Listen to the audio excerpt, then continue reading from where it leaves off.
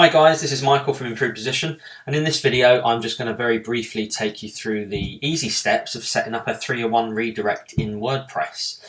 So what is a 301 redirect? If you're not sure, which I'm sure most of you probably are, hence why you're watching this video, but if you're not sure what a 301 redirect is, it's basically redirecting a user from one page to another. And this is used when a page has either been changed or been moved or been deleted.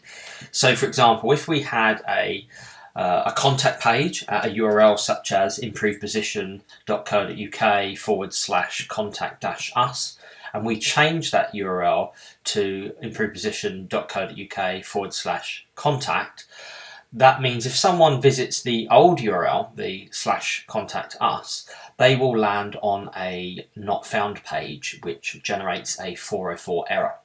Now, 404 errors aren't good in the fact that, one, from a usability perspective, if a visitor lands on that, it just doesn't look very good for you and your brand, because it comes across that obviously your website isn't maintained and content is missing, and it just doesn't give a very good impression. And second to that is Google, or any search engine really, but I'm using Google obviously because they dominate the search market. From an SEO perspective, it's not great. It gives a signal to search engines that your website is also not being maintained, not being looked after. And obviously, if it's a website that's not really being looked after a lot, they're not encouraged to promote it. So moving on, obviously, to set up 301 redirects, there's loads of different ways of doing it. The main way of doing it is manually via a htaccess file, and that's okay to do if you're a developer and you've got that experience. Most people who are using WordPress, I would imagine, don't have that experience. So the second option there really is to use a plugin. So what I'm going to do today is I'm going to just take you through two plugins that I personally use. They're my favourites for setting up 301 redirects, and I'm just going to show you how to do that. Now, there's two plugins that I recommend. One is Yoast SEO. Now, Yoast SEO comes with, as you can see here, there's a free version and there's a premium version. The free version, to be honest, is really good. I use premium on our own company website because I like some of the additional features it's got. It's just quite handy, but it's no better from an SEO perspective. They both do what it needs to do. So for clients, I usually use the free plugin.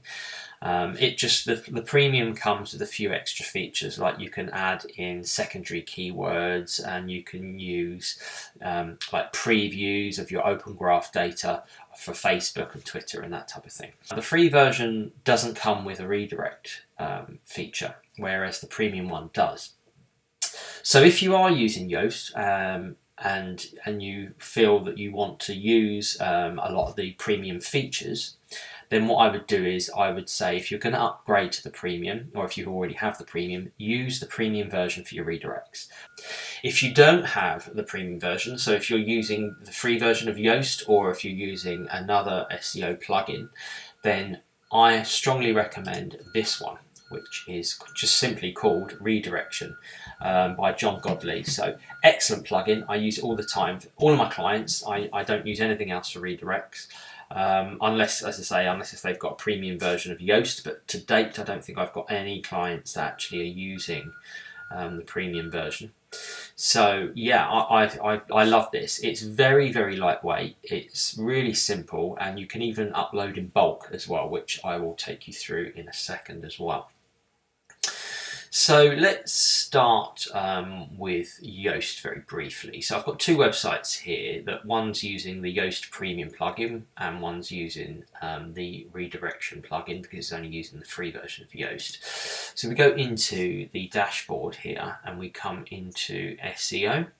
If you're using the premium version, you will see a little menu here that says Redirects. So if we click on the redirect here, what you're presented with here is all of the redirects that have been set up. So we've got the type of redirect, as we've already mentioned. You've got 301s and 302s. You'll have the old URL, and you've got which is relative, as you can see here, and the new URL, same again. So You've got the redirects tab at the top, which obviously is very simple. Again, you just select the type, the old URL and the new URL. You've also got this additional regex redirects, which is a little bit more complex. As you can see, this website's not used any, but this basically enables you to you can use regex expressions to basically create different types of redirect structure. There's a link here about regex that takes you through to an article on the Yoast website that shows you what regex redirects are. And how to structure them. So that goes well beyond the scope of this video, so I won't take you through that, but if you are interested, obviously just have a browse through.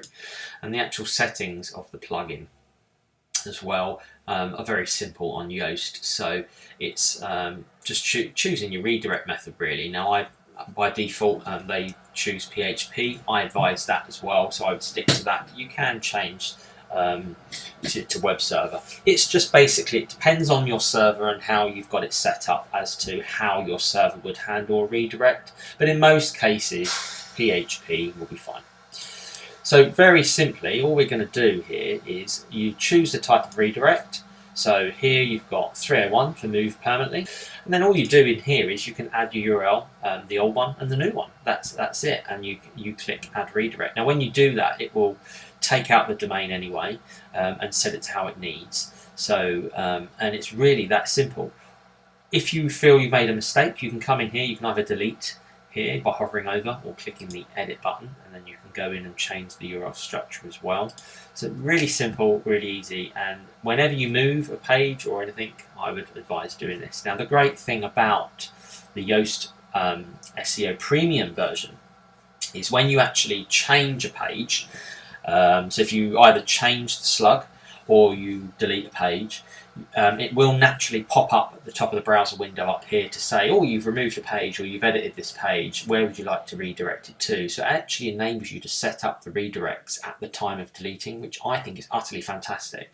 And that's something that really none of the other plugins really do to that level. And that's why I say if you've got Yoast and you're happy with to upgrade to Premium, yes, do it. I wouldn't say it's worth doing just for the redirects. I would say then use redirection, but if you think that you can make use of all the other features, then great. The second one, as I say, is the redirection. So if we go into this website here, which has the redirection plugin, you just obviously do a search in the WordPress library. Therefore, as I say, it's just called Redirection. It's by John Godley as well.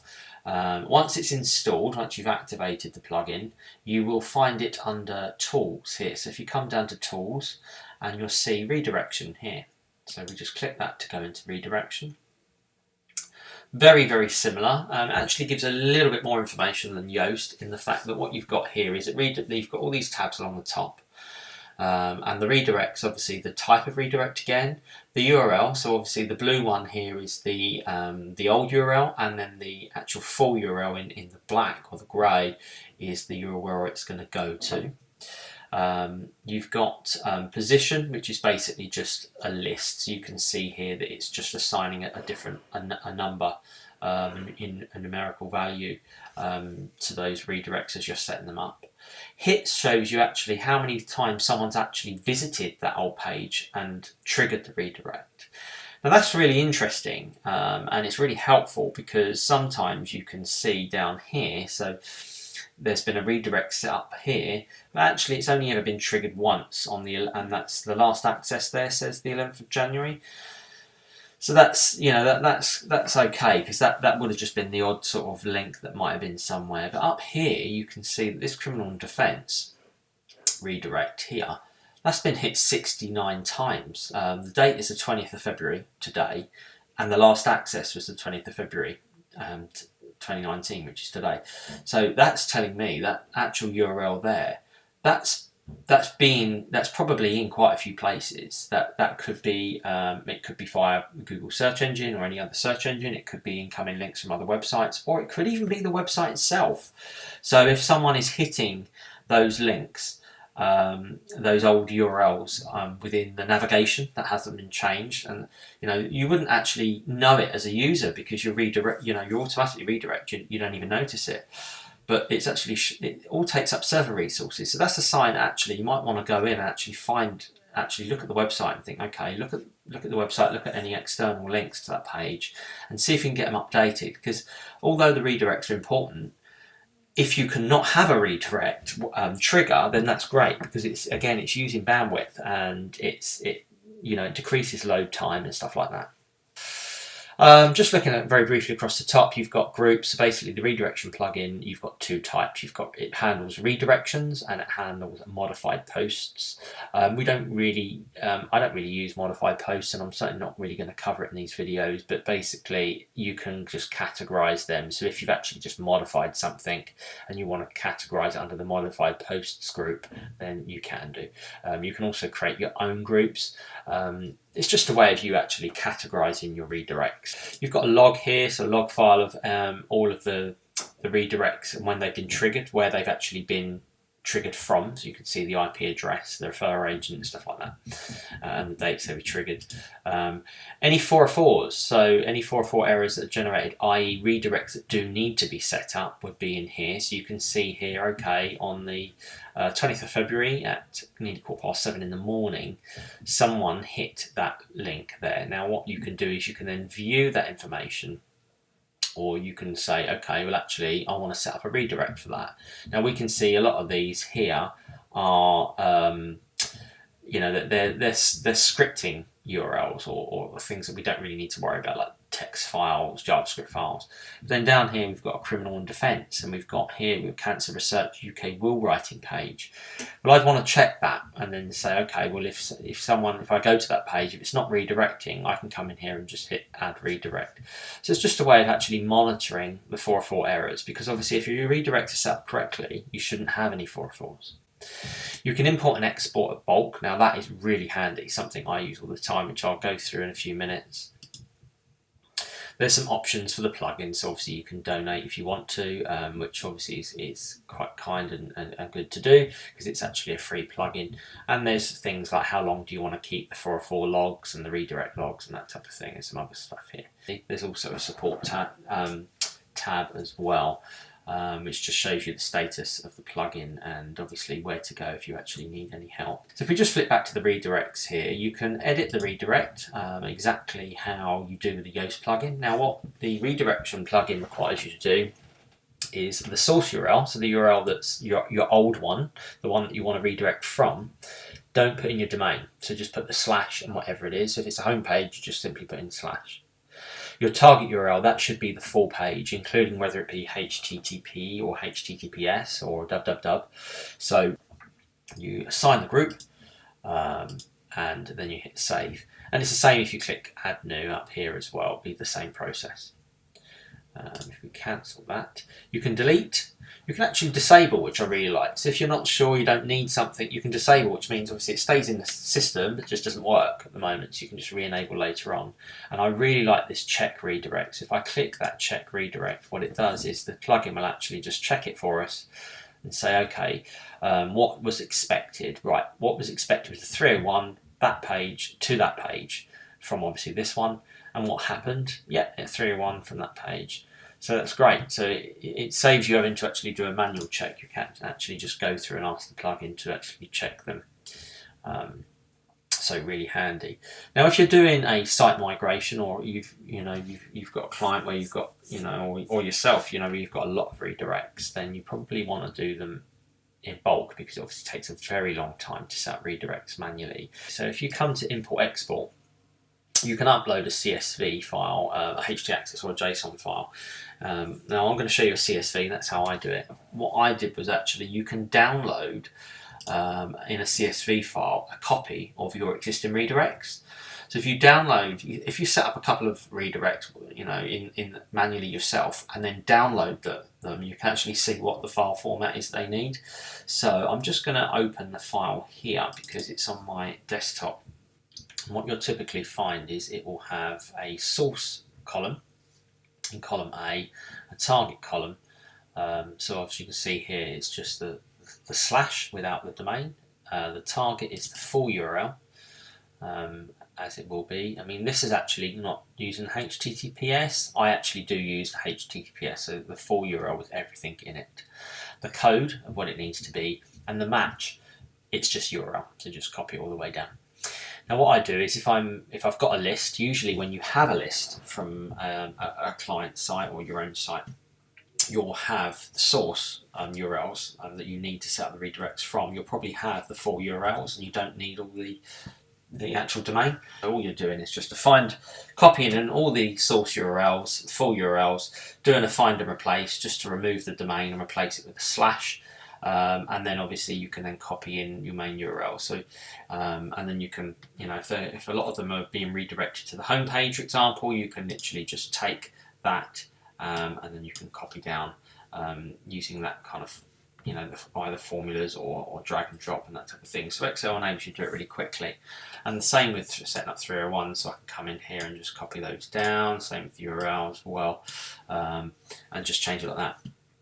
So once that's done, obviously I won't save that, but you just save the CSV and literally drag and drop it here, or click the add file and browse and do it manually, and that should be it. If it's in the wrong format, it won't upload, it'll give you an error, and then obviously just follow the instructions to correct it. But as long as you've done everything correctly, then it should just upload without a problem. Whatever one you try, obviously just have a go, see how you get on. Leave some comments, let us know how you found it, or if you've actually got any other plugins that you feel are better, drop a comment, let me know. I'll be really interested, because obviously I've not tried all the plugins in the world. This is obviously coming from my own experience, so yeah, let's know how you get on. Thanks guys for taking the time to watch this video.